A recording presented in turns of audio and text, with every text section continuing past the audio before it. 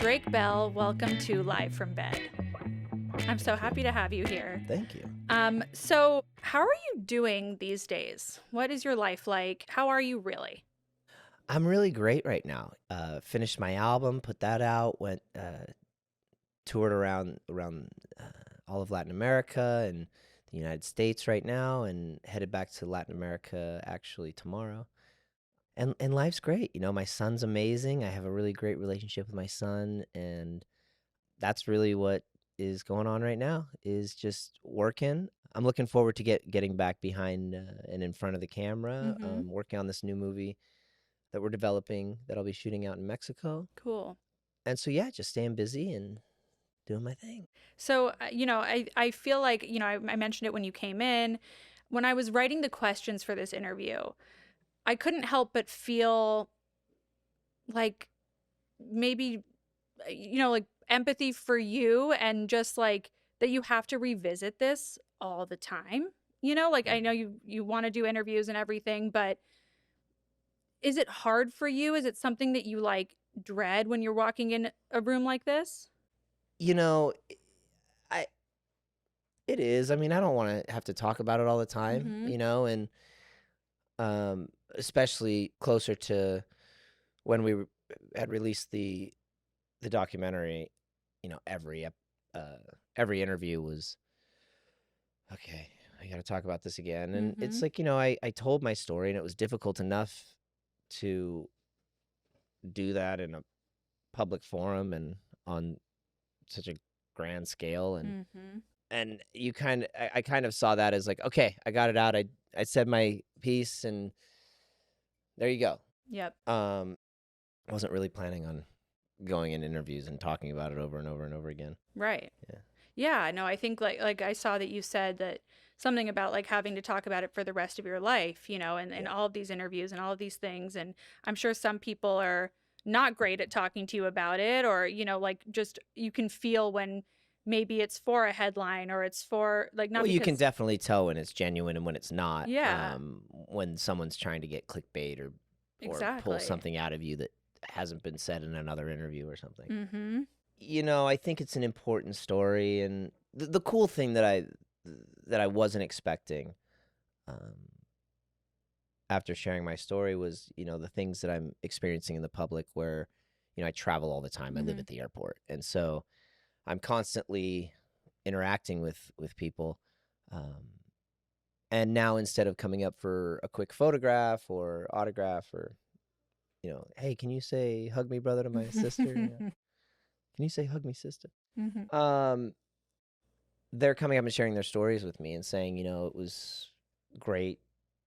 Well, not great, but it Yeah. was very helpful seeing your story, and it helped me open up to my family and share things that I've never told. And um, I had a conversation with this one woman at the airport who was telling me that after she'd seen my story, she opened up to her husband about something that had happened to her, Wow. and that it was an issue because it had happened in her school, and people were still working in that district. And well, anyway, she had moved it all up. She's like, I'm meeting with my congressman Wow. next week, and we're going to pass legislation that are going to help kids in schools That's awesome. to avoid experiences like I experienced when I was at the school. Yeah. And I'm like, that's wild. Like, and she's like, and that all came, I would have never said anything if I hadn't seen your story. And now I'm going and meeting with I don't know if it's Congress or whatever. Yeah, It's like yeah. their assembly people, whatever it is. But to pass legislation to help kids in school, That's awesome. and to be better protected. Mm-hmm. Those are the things that I really wasn't expecting, because before the documentary came out, it was complete terror. I mean, I was thinking, oh God, I can't believe I did this. I can't believe everyone's going to know my story and everyone's going to know my this and that. And I was already being demonized and just completely ridiculed throughout the media. So my thought was, my God, it's just now it's going to compound and get worse and Mm. everything. No one's going to see what I went through or Mm. empathize with me or. Did you think people wouldn't believe you? I didn't. I wasn't so worried about the belief part because I had the sentencing on my Right. side. So I had followed through, and he had gone to prison, and Mm-hmm. we had all of the audio tapes of him admitting literally every single thing that he had done.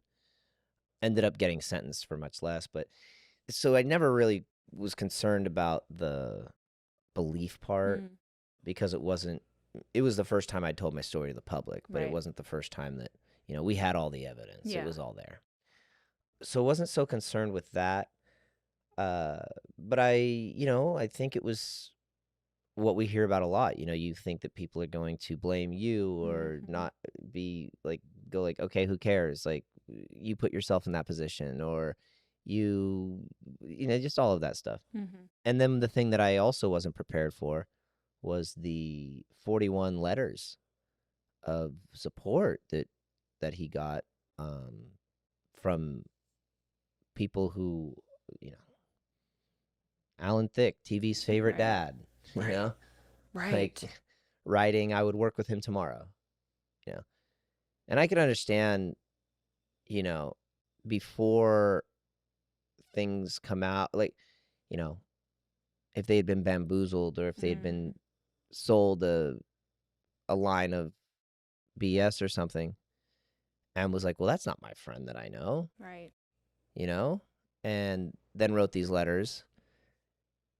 But it was after the fact. Mhm. This was for the sentencing, for him to have a lesser sentence. And everyone's saying, Unbelievable. oh, he should be this, like, this is no big deal, you know? Directors and producers and writers and costumers and, God. I mean, everything. I mean, people who I mean, it was incredible because it was the first time I'd seen these letters. Mhm. And I'm reading one of these letters, and there's letters from directors I'd worked with after Yeah. that I thought were my friends, that I thought were just Wow. like my homies, that were some of my favorite people to work with. Mhm. And not knowing that like the whole time I'd worked with them, they had written these letters, God. you know? What a betrayal that probably felt like. Yeah, I mean, completely. I mean, these were people who were in positions of power, and when you're a kid, when you're on a TV show and you have your bosses and stuff, Mhm. yeah, they're your bosses, but you also have sort of you're kind of on the same levels depending on Yeah.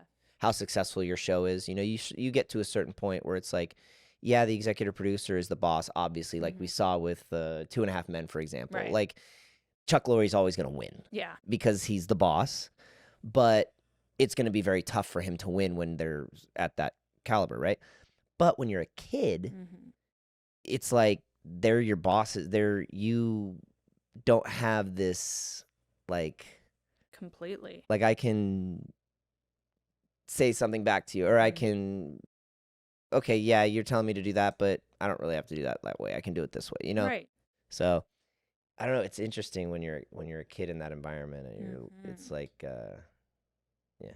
Yeah. No, entirely. And like, do you feel like those people that wrote those letters, um, I think you said that they knew your story. They had to Yeah, and that's have. the thing is, these are like when you're a kid, you have these people who are in positions of power, and you don't have that. Mhm. I'm on the same level Right. because I'm an adult actor. You're like, oh no, these are the people who are in charge and are Mhm.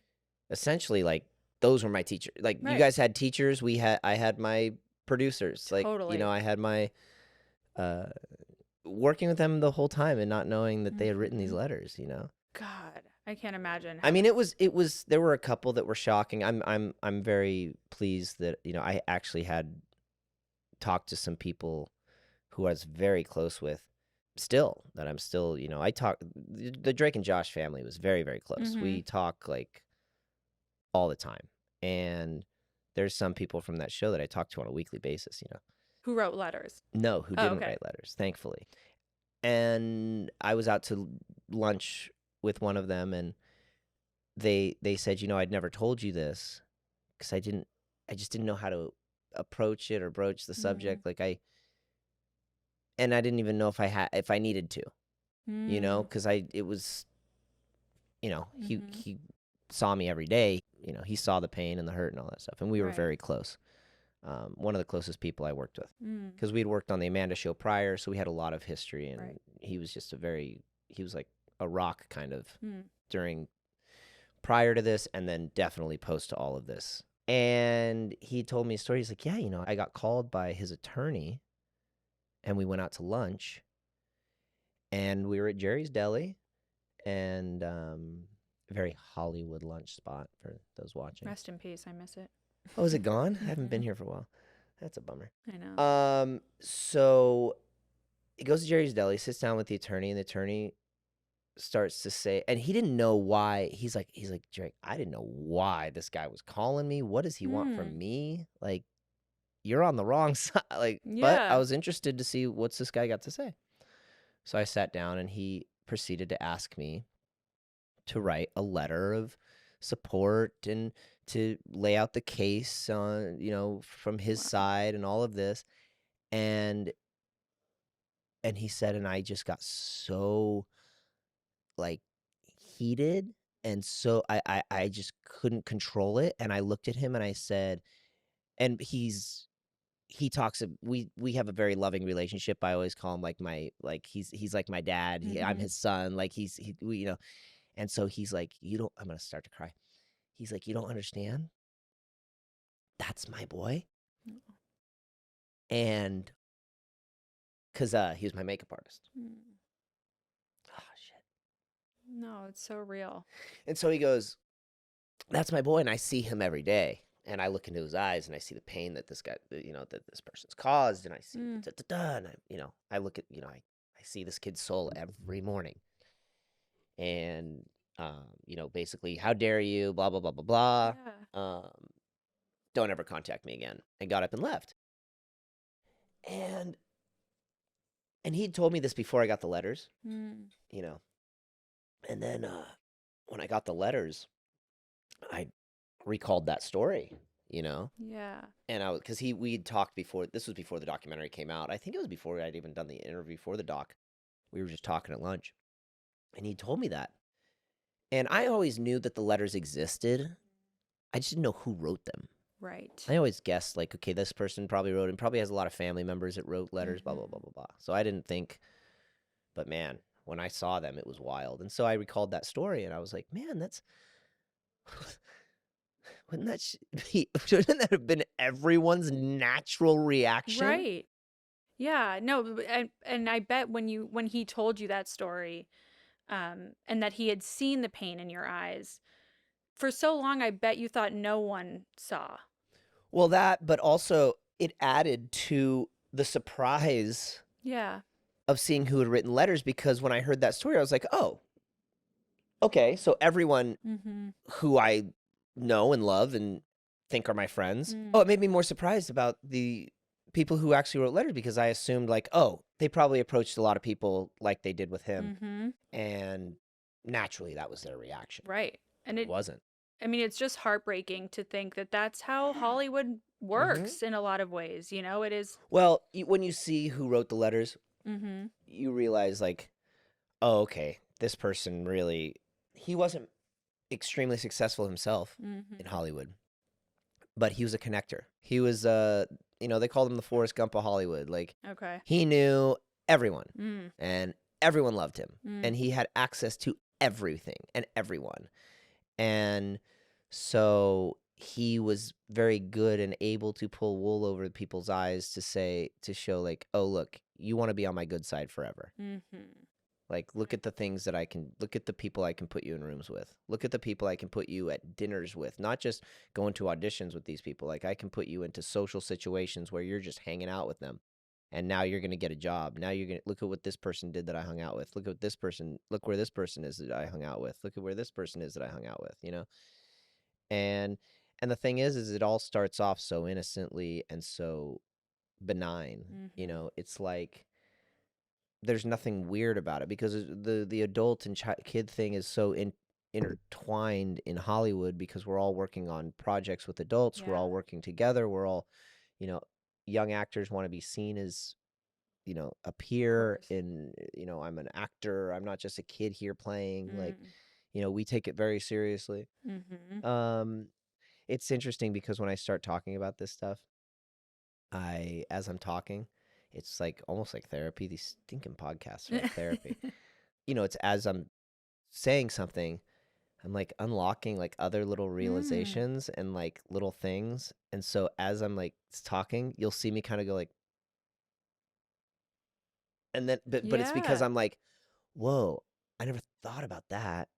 And oh, I just connected this and I never put that together. And then, so I Right. kind of get, so I'm sometimes when I go down Yeah. this rabbit hole, What'd you just my realize? mind, I don't know. It's like, um, yeah, I think I was just thinking about basically how the way he worked was Mhm. really what I kind of trailed off there. I was thinking like, wow, like, you know, I was obsessed with classic Hollywood. I loved art. I loved, you know, kitschy things and collectibles and vintage and retro things.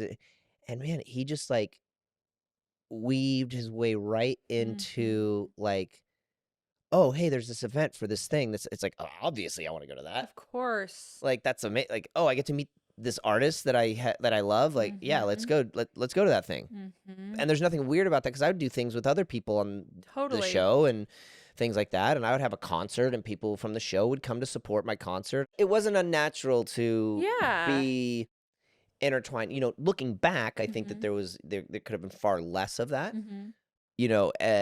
But it wasn't a weird thing. Right. And you can So understand, I mean, so adults, were under his spell of like, yeah, he can get me in the room, he can pull these yeah, strings for me, he can do these things.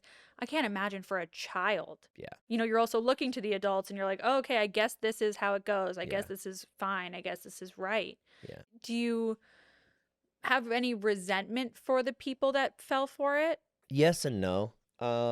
I think because he's just so good at what he did. Mm-hmm. But then yes, like I think that there's definitely situations like where my dad would go up and say like, "Hey, this is kind of weird," and they're Mm-hmm. like, "Hey, it's Hollywood. Like Right. they're theater people. Mm-hmm. They're artists. Like Right. they're handsy and Mm-hmm. they're kooky and weird and different." And it's Mm. like, eh, Yeah. yeah, we are, Right. but But eh, yeah. not like that. you know. No, of course. Um, Were there other kids in his case, like that he got put away no, for? nobody else. Not. But I mean, I. What was crazy is Mm. there were people who, and I feel so bad for this, and now they're successful adult actors, Mm-hmm. and the sad thing is, I feel just as bad for for them because they wrote letters, but they were kids. Mm. So I don't know if something had happened to them, Right. but then their parents and attorneys and people are standing over this kid Right. saying, sign your name to Mm. this letter that we've just authored. Wow. Probably kid didn't even write it. It's a Right. 15, 16-year-old kid. Right. But there's his name, and now he's a successful actor and doing very Mm-hmm. well. And my heart breaks for him because Oh, I'm like, I don't know. You can get mad at these adults that wrote these letters and yeah. sign. It's like, how, who in, okay, tell me the scenario. Mm-hmm. He lied to you. He told you something different than what was the reality. Okay, tell me what he told you Mm-hmm. that would make it okay to write that letter. Go for it. Right. What scenario are you going to tell me where you were told that this person did a thing with this person Mm-hmm. and it wasn't that bad? Right. And it was like, It's I mean, unbelievable. you want to read one of the letters? Yeah. Yes. You want to read what I had to read? Yes. Listen to this. This is someone who was on my show. Ugh. Let me read you one of the kickers. Mm. This one was handwritten, by the way. Ugh. And now remember, when we put this into context, I was 14 Mm. when this was all happening. Eventually, by the time it all came out and then we were in trial, I think I was 17 or something Right. like And still doing the show every day. that. Yeah. Oh, yeah. And this is someone had considered my friend. Wow. We'd gone on little trips together. We had dinners at her house, spent time at her home, and Mm-hmm. I considered her somebody that, had she heard something like this, would come in and be like, wait a minute. Right. Like, Champion you. yeah. Yeah. Like, this is my friend, and Right. I didn't realize that this was happening. And She worked on the show. she was on one episode. Okay. To the honorable judge. I have known this man Mm-hmm. since 1981. We were both in our first movie together. We both played nerds.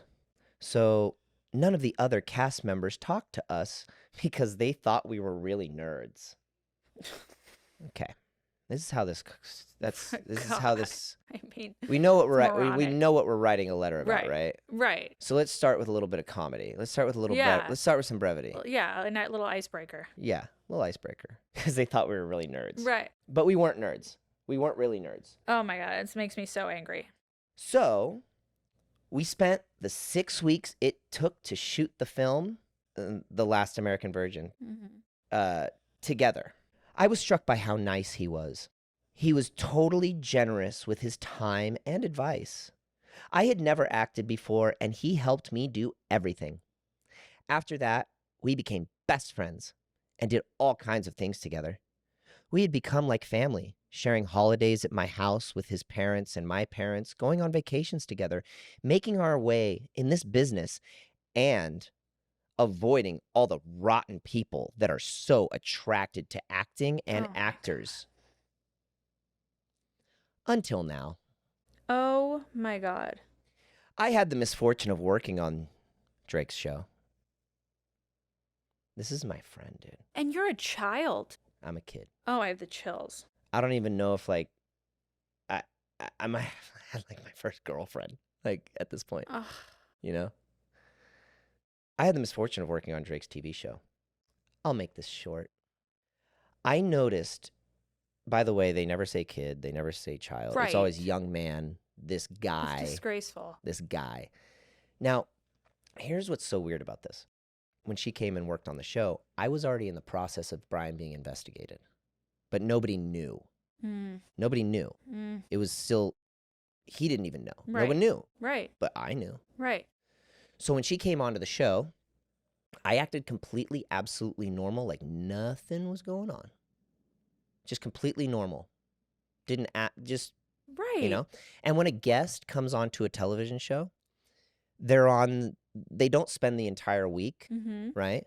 So, say the person's playing a waitress in the episode. Well, she's only going to show up for maybe 2 days of shooting. They're not going to have her there for the rehearsal days. So this person was only there on set for 2 days. But listen to how she writes this letter. Yeah. And when you're on a set for 2 days and you're not one of the regular players, Mhm. you kind of keep to yourself. Yeah. You don't know everyone. It's not your family, it's not your home. So you're there as a guest. Yeah. And a lot of times, like, they'll sit in the bleachers and wait to be called to set, or they'll wait in the green room and kind of like be to themselves, or kind of Mhm. be, cordial and hanging out.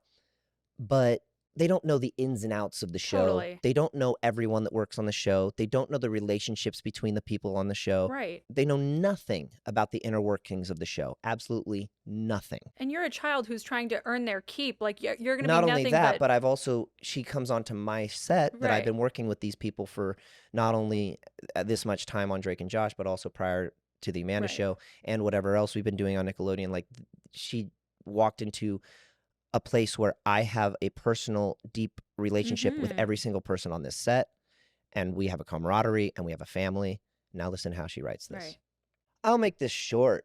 I noticed this young man kept asking me about Brian, and generally being sleuth-like. Okay, let me tell you something. Brian was being investigated at this point. Right. I wouldn't have even his name wouldn't have even come out of my mouth. Of course. I was so scared that anyone was going to find out Mm. what was happening before it was supposed to, that I wouldn't have even said the name. Of course. Okay?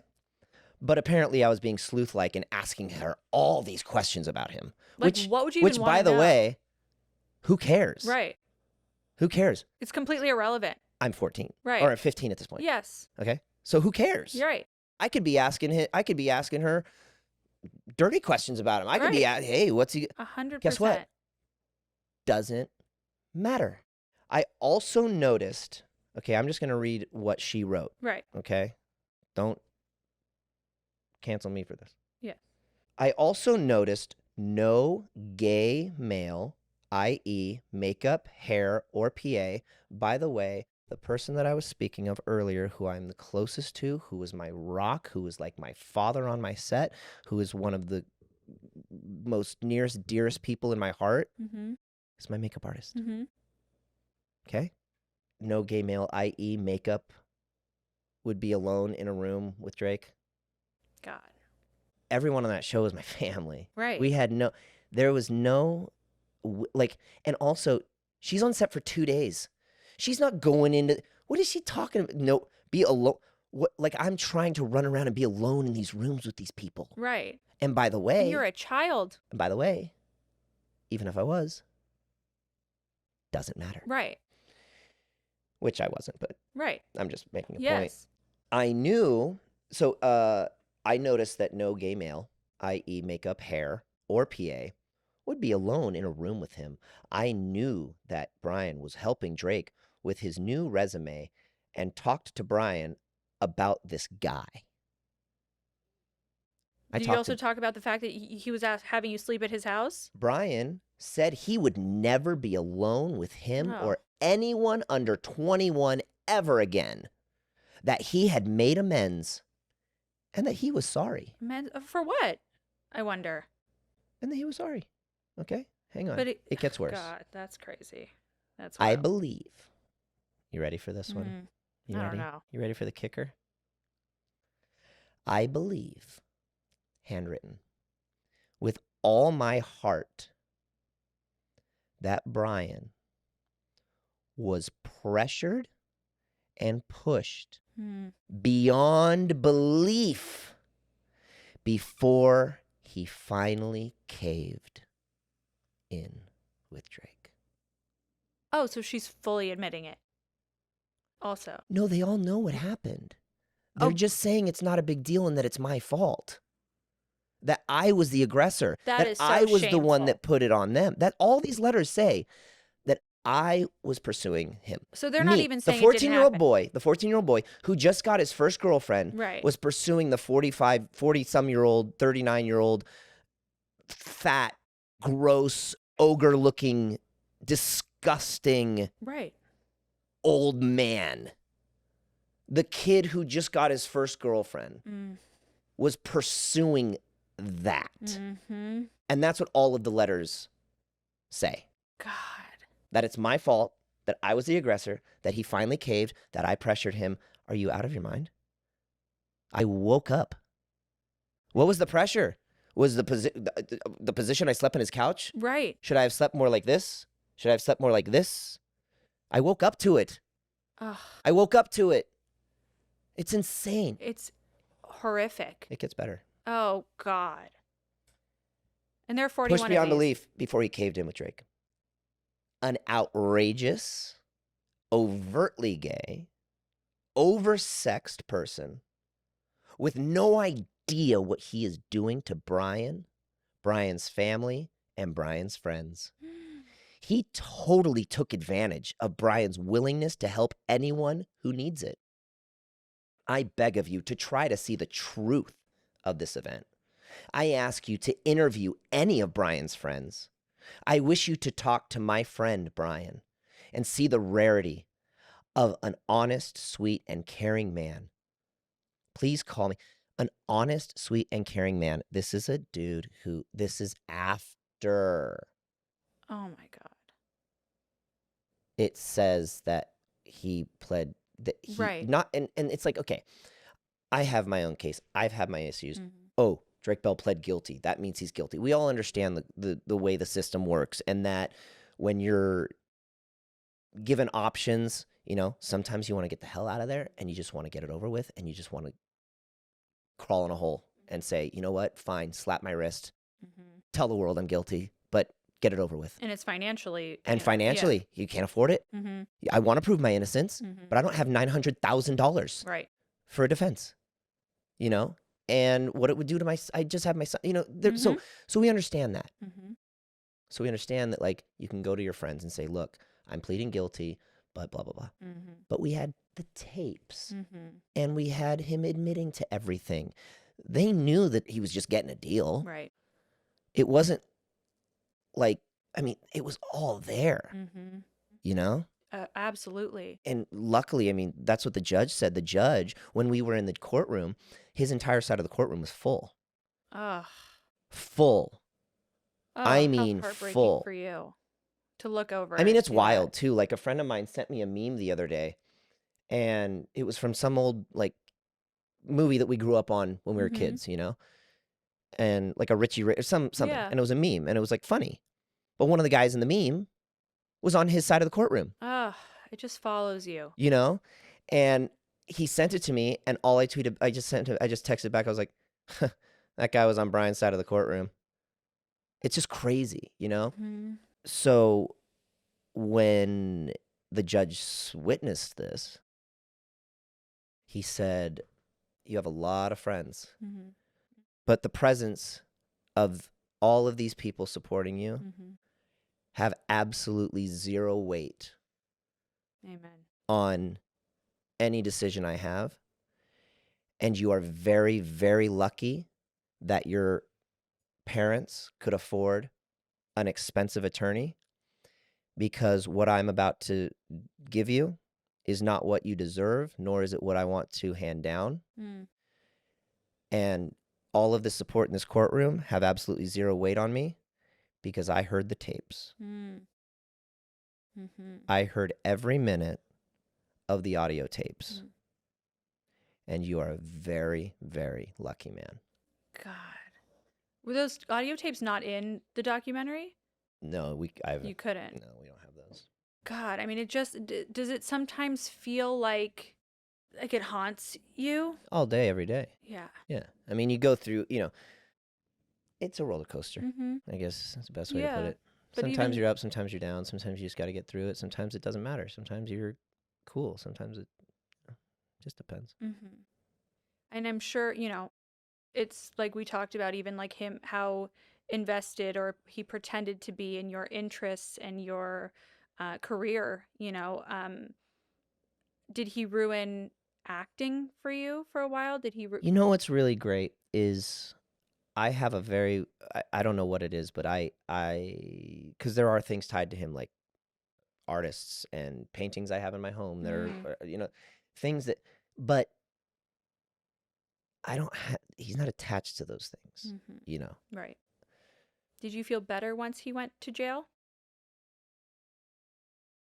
Did you feel safer? Honestly, at that point, I was so exhausted. Mm. It's hard to even put into words, like, really how I was feeling at that point. I mean, I was losing my hair. I went to the Oh. doctor and I had these big scabs on my head, and I didn't know what was happening. And the doctor's like, everything's fine, Mm. but how's your stress level lately? I'm like, through the roof. Oh, I can And imagine. he's like, this is caused by stress. You must be going through some crazy stress, because this is whatever he called it. You know, he's a Mm. doctor. And he's like, so I got this like cream to put on it. It finally healed and everything, but it was wild. Poor Like, thing. and so I kind of, and a lot of it's, I just have blacked it out, and then stuff comes back to me, and then you Mm-hmm. remember, and you're like, my God, you know. But yeah, I mean, it's a roller coaster, you Yeah. know. No, It's up. Sometimes absolutely. you're up, sometimes you're down. You Yeah. know, you just keep people around you that just want to see you be healthy and Mm-hmm. be better, and keep the Mm-hmm. knuckleheads away, and um, stay off social media, and Yeah. That's a big one. you know. Yeah. Was that part of why you moved out of the country? Well, no, I moved out. I moved away because everyone was moving out of LA. Right. So I didn't have anybody left. My wife had moved my son to Florida Mm-hmm. to be she's from Florida, so he gets to be out there. Here in California, I just said, my family's small. I have like my mom and my dad, brothers, and are in other states and things like that. But in Florida, he's got all of his cousins and his Yeah. aunts and uncles and everything. So she went out there to be in Florida with them. And then all my friends were like moving to Texas and Nashville and up Northern California and all this. And so I would go and tour, and I would go to Mexico, and I'd go to these different places, and then I would come home and I would sit on my couch watching Netflix and be like, oh, I'm gonna go hang out with, oh, he lives in Nashville now. Right. Oh, I wonder what, oh, he lives in Fresno now. Right. Oh, I wonder what, oh, they moved to Texas. I'm like, I'm the only one left. Yeah. I'm the only one left. This is like, post-pandemic, everyone was Right. like, adios, know? Right. And so I just started thinking like, all right, well, if you want to get out of LA, like, where would you want to go? And where do you have the most fun? And where do you feel the most happy? And where do you feel like the most? And it was always whenever I was in Mexico and I'd be out there visiting or touring or working or whatever, leaving was a nightmare. Yeah. Leaving was like such a bummer. I just was always dreading like leaving. And then whenever I was home, I was counting down the days that I had my next show in Mexico or had my next thing to do in Mexico. And then I got the opportunity to work on La Máscara, Quien es La Máscara, the Masked Singer for Mexico. And that put me in Mexico City for like a month and a half. Whereas before I would go for a few days, then go to Guadalajara, and then go to Monterrey, and then go to Puebla. So I was experiencing it all, but for like 4 days here, 3 days here, 4 days here, 2 days here. So this was my first time really getting like a month and a half. Oh, okay. I've got where I like to go grab my coffee in the morning. And oh, okay, this is where I'd go grocery shopping if I lived here, or a place like that, or depending on what zone I picked, like this is what it would be like to live here. Like, okay. Did it feel like a fresh start? Yeah, I mean, not so much a fresh start, because I mean, it was different. It's fun. And also, like, I don't like technically like live there. I spend more time there than I'm here. And because I was working on my record at this time, and I had just finished a bunch of the stuff that I was doing in the States for the album, and I was doing half the album in Mexico. So I was like, okay, well, I've got the Masked Singer for the month, and then I'm going to be working on the record here, and then I'm going to have to do, press and things like that. So it was giving me a lot of time to be able to stay in Mexico for longer periods of time. Yeah.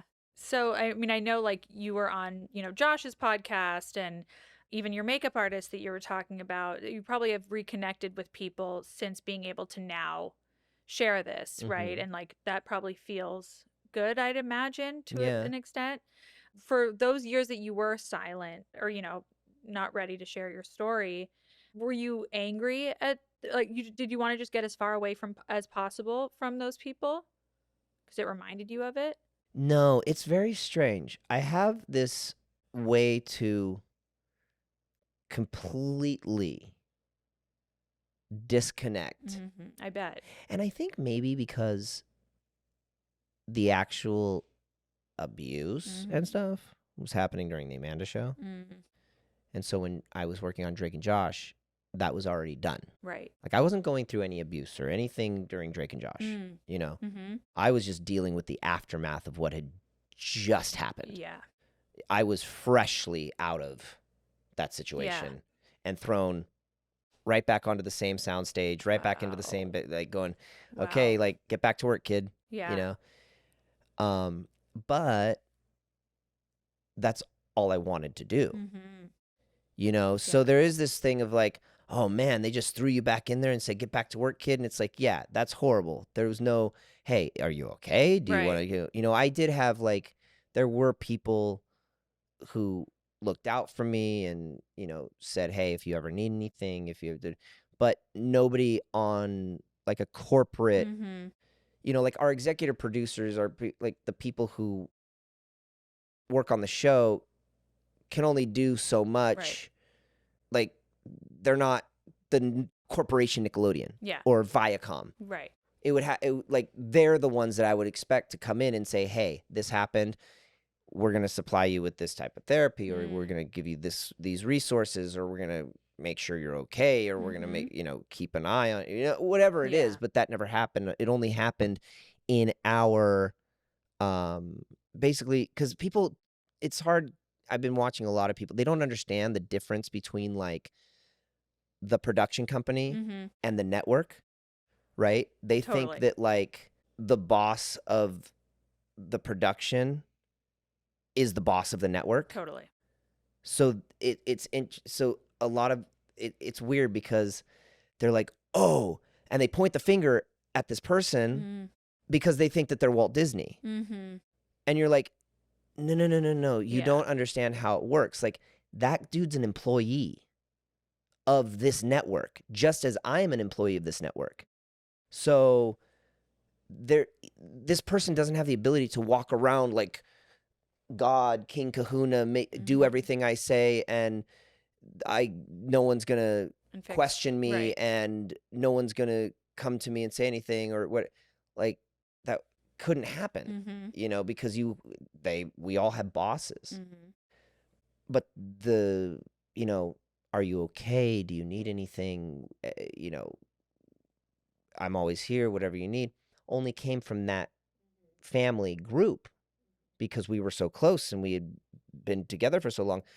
But there was nothing from the bosses coming in and saying, hey, HR is going to take care of this. We need to make sure that you're okay. We need to make sure that they never even had a conversation with me. Wow. Not even a conversation. Wow. It was only the producers who I considered my family that looked out for me and Yeah. wanted and was ever there for me and Yeah. are still, you know? So it's So, like you said, it was happening when you were on the Amanda show. yeah.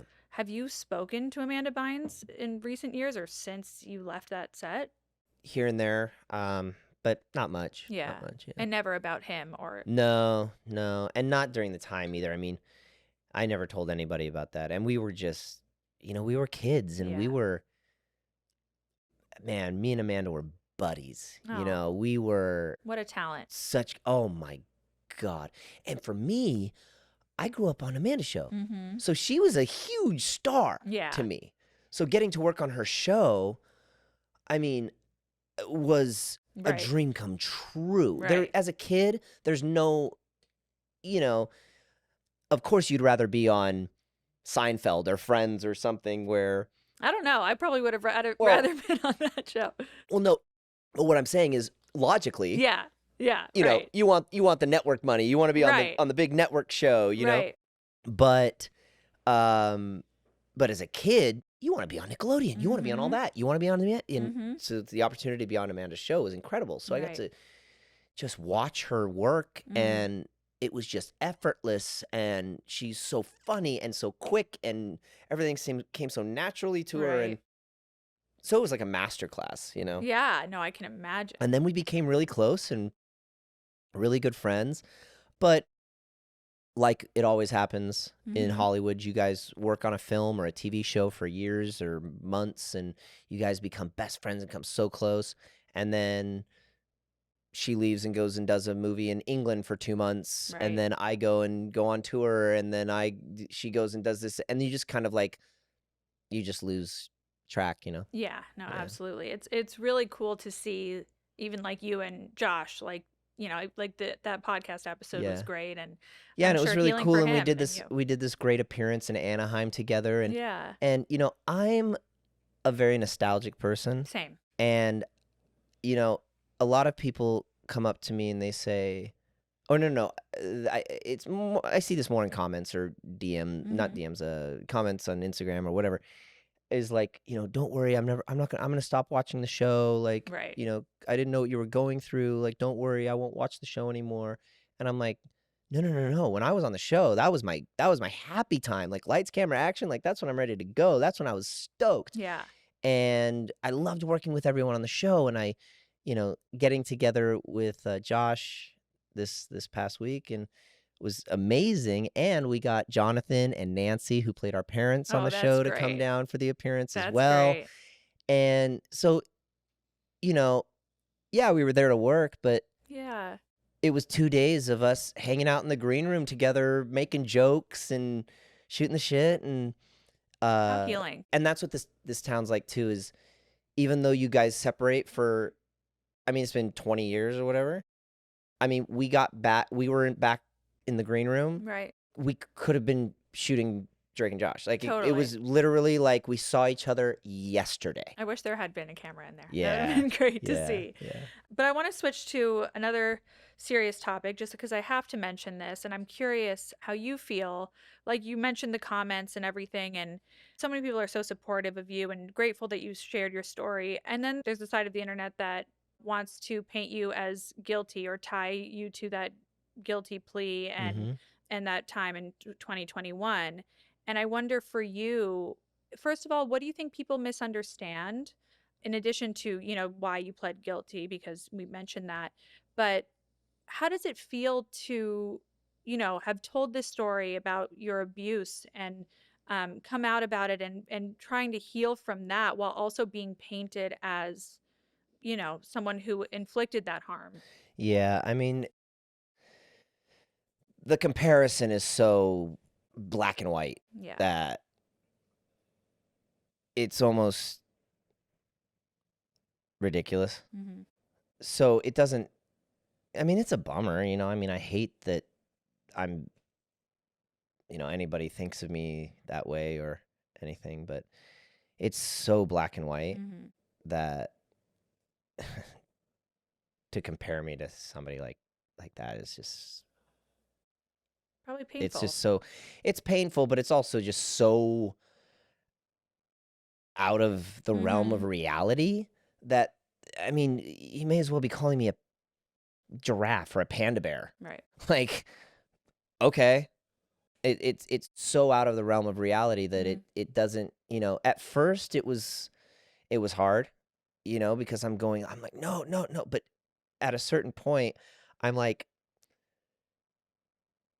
all the information is out there.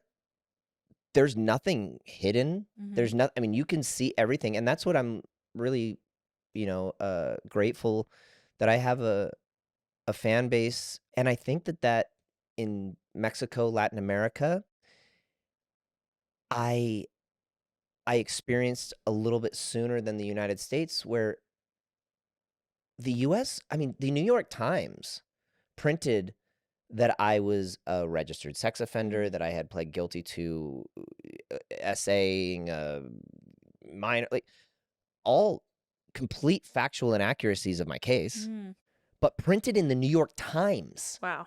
There's no coming that back I from that. am on this registry. I'm like, that wasn't even what the case was about. The case, that wasn't even on the docket to be on the registry, because that had nothing. That wasn't even what the case was about. But all of a sudden, that's what the case is about. And that's all people And pay that's what attention people, to. luckily, thankfully, but who reads them and how long after the fact they came out. But I finally, and it wasn't easy. Luckily, I had a friend who was a reporter, who had friends who worked at somewhere, who knew somebody that did that told somebody, that got to somebody, that went to somebody. It wasn't some easy thing to do, but we got them to write a retraction and to say that we falsely reported in this story that this is what happened. Wow. And I'm like, where, you got 800,000 views on this post that's the inaccurate one, and you got 68 likes on the one on the retraction. Ugh. I'm like, but thankfully it exists. Yeah. You get, when you have somebody, like the New York Times reporting something like that, you give the people ammunition to say, nice try, buddy, but this is the New York Times. Right. Oh yeah, fake news. Oh, what are you, one of those? Oh yeah, what do you? Oh, New York Times wrote something bad about you. All of a sudden, fake news. Are you one of those guys? And you're like, no, it is. It is. It's wrong. It's wrong. It makes me just want to scream. But they're like, nope. It's written in the New York Times. May as well have been written on a tablet, and Moses brought it down.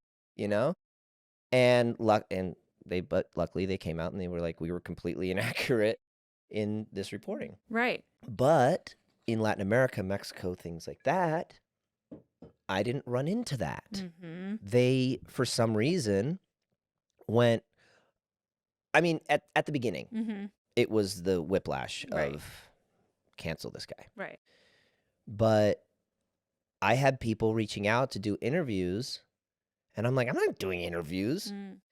And but they had looked into the case and they Mm-hmm. knew what was happening, and they realized, like, hang on, there's more to this than what is being this is being, this is being made very gray when it's kind of black and white, but it's Yeah. also there's also this nuance that's not being considered, and there's Mm. these other factors, and this whole thing is completely being confused. Right. Anyway, so when I went down to Latin America, I was doing interviews. I was like, oh, you actually looked into this. Mm-hmm. Oh, you didn't just read the Daily Mail.